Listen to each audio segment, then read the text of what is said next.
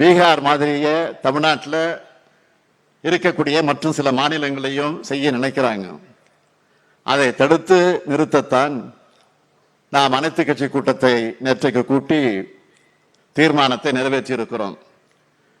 நாம் நடத்தின கூட்டத்துக்கு கூட இன்றைக்கு எதிர்கட்சியாக இருக்கக்கூடிய அதிமுக அதில் பங்கேற்கல, இன்னும் ஓரிரு கட்சிகள் அதில் பங்கேற்கல. தேர்தல் ஆணையத்தில் இந்த நடவடிக்கைக்கு எதிர்ப்பு தெரிவிச்சிருக்காங்க. அதுக்காக நான் உள்ளபடியாக அவங்களுக்கு நன்றி சொல்றேன். எதிர்கட்சி தலைவராக இருக்கக்கூடிய திரு பழனிசாமி அவர்கள் இதுல கூட இரட்டை வேடத்தை காட்டியிருக்கிறார். பாஜகவுக்கு பயந்து தேர்தல் ஆணையத்தோட நடவடிக்கையை எதிர்க்க பழனிசாமி பயப்படுகிறார்.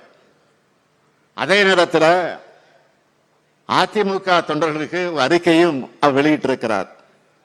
இன்று பத்திரிகையை நீங்க பார்த்திருக்கலாம். இதை காட்டுகிறது, தேர்தல் ஆணையத்தோட நடவடிக்கையில பழனிசாமி அவர்களுக்கு சந்தேகம் இருக்கிறதா இது காட்டுகிறது.